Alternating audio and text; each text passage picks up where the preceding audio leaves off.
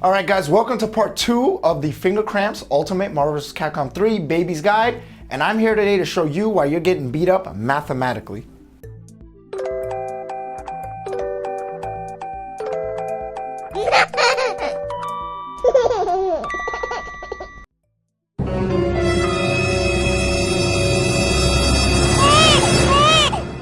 Whoa, guys. Alright, calm down. I know you see these numbers here. I know you get a little intimidated, but without these numbers and without the red hitboxes that we discussed in our previous video, so actually, why don't you go watch that for a second. Did you watch it? Okay, now, as I was saying, without these numbers and without these red hitboxes, you don't have a foundation or a layout for a fighting game, right? So, frames, these numbers are used to determine startup, active, and recovery frames for any kind of animation in the game. Alright guys, since we're speaking about frames, I thought I'd visually show you what I'm speaking about. Now, Sentinel's launcher takes 0.9 seconds to go through an entire 50 frames of animation. That animation involves startup, active, and recovery states. So, let's go to the actual guide that we all know and love. You'll see that Sentinel's launcher has 16 frames of startup animation. So let's actually see what that visually looks like. So Sentinel cocks his leg back here, and Wesker better hope he's not pressing a button, but have no fear. It's only the startup point. It didn't reach its active point yet. When it reaches its active point, remember those red hitboxes we were speaking about? That's when the move actually will hit you and make contact with your character. But Sentinel's in a little trouble here. Why? Because he has 26 recovery frames of animation he has to go through before he can return to a neutral state, as we discussed. Now, in this case, Wesker's not going to be able to punish him, but as you can see here, Sentinel goes through an entire 26 frames of animation.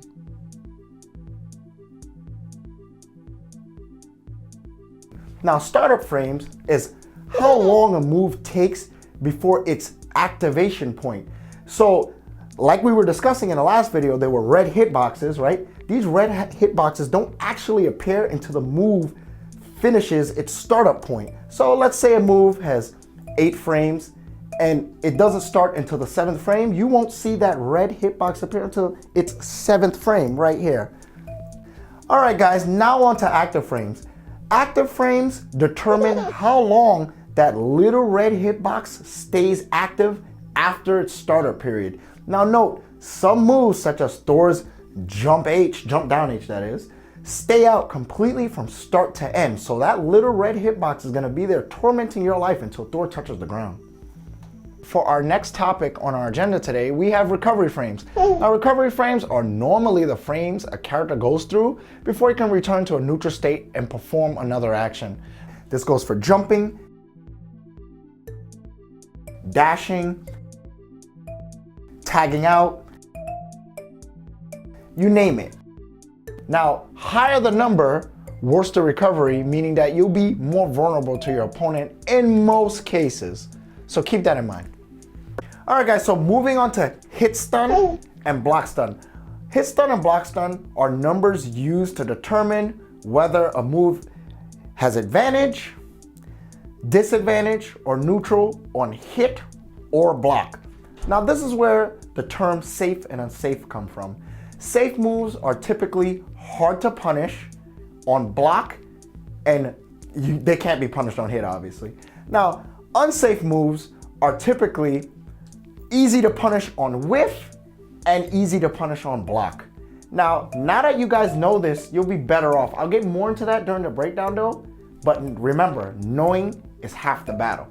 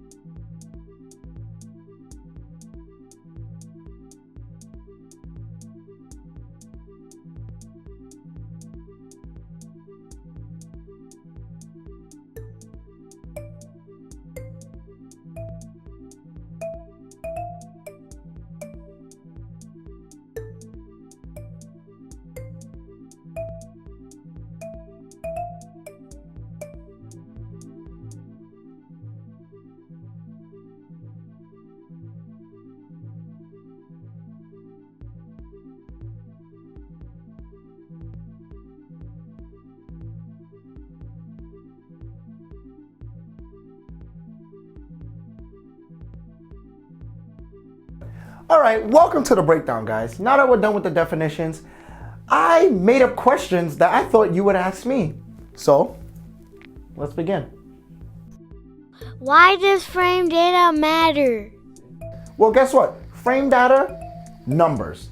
Numbers never ever lie, okay? Now, with frame data, you can always determine why a move is beating out yours, why you're being punished, and most importantly, why combos sometimes work and sometimes they don't. We're going to be discussing that though in our next section, which will be combos and chains. Does spacing affect frame data? Well, guess what? It does. I'm going to explain this to you guys right now. I'm going to use two examples, so hear me out now. Amaterasu, her standing A or standing L is 3 frames, while Wesker's crouching short is a spanking 5 frames, right? Now, Amy, 3 frame normal, will lose to Wesker's 5 frame crouching short at the right range because his normal simply has more range. In other instances, such as Sentinel's launcher, which is -15 on block, it can't be punished on the ground at all.